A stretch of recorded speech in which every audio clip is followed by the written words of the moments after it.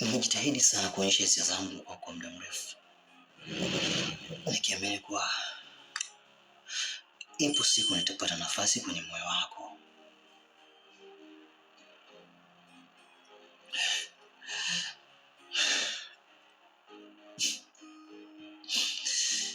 Ila siku ulioniambia nimtongoze Ana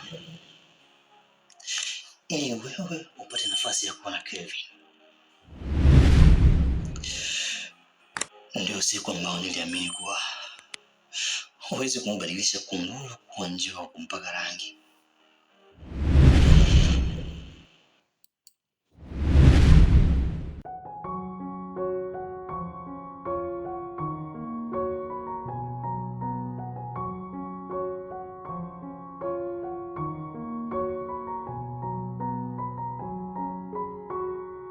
Huwali gani ndugu mtazamaji wa chaneli yangu ya Movie Swahili, na kusabai popote pale ulipo, uwe Tanzania, Uganda, Kenya ama Rwanda, Burundi, East Africa nzima.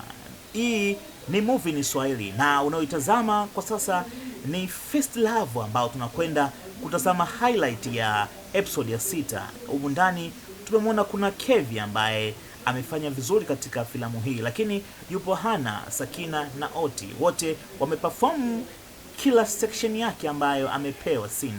Kwa hiyo tunakwenda kutazama highlight leo kupitia Movie in Swahili. Lakini ni kuombe ndugu yangu mtazamaji wa Movie in Swahili, usiache kusubscribe channel yangu ili uwe unapata update za kila siku ambazo zinatoka kupitia Movie in Swahili. Bado Oti anawasha moto, na leo Oti kachomoa betri na kumlipua Sakina kwa Kevi pamoja na Ana, lakini Kevi bado anapambania penzi lake kwa Hana. Na unapomwona hapa Ana alikuwa na Oti. Baada ya Oti kulipua lile jambo mbele ya Kevi, Sakina akawasha moto. Basi tusimalize uondo, tuende tukaitazame filamu yetu ya First Love inafanyaje kupitia highlight za leo. Asante, na usisahau kusubscribe channel yangu ili upate updates zaidi. Thanks.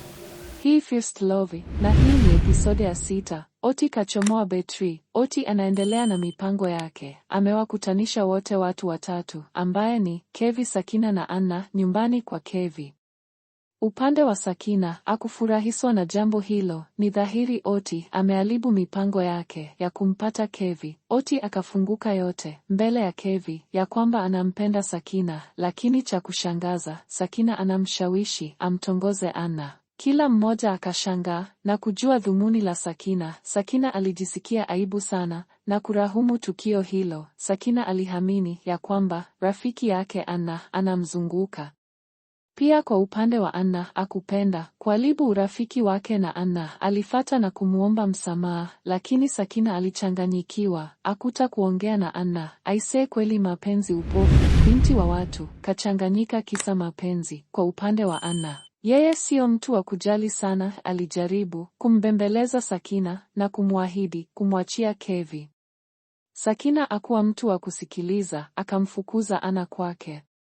Upande wa Oti waliongea na Kevi mambo mengi sana siku hiyo. Kevi alimsifia kwa ujasiri huo wa kuwa muwazi, lakini alimuonea huruma kwa sababu yawezekana kumkosa Sakina, kwa sababu kitendo cha kumleta Anna kwa Kevi ni kumwharibia mipango yake. Walijipa moyo wote wawili wakiamini ipo siku wapendwa wao wataelewa nini wanamaanisha. Basi waliagana na kuondoka. Lakini Oti nasfi ulimuhuma. Alimtafuta Anna na kuomba msamaha. Anna alimuelewa, lakini alimwambia angemshirikisha jambo hilo kwa sababu jambo hilo limeleta mgogoro na rafiki yake. Oti aliaga na kuondoka, lakini wakati anaondoka alimwambia Anna, Kevi anakupenda.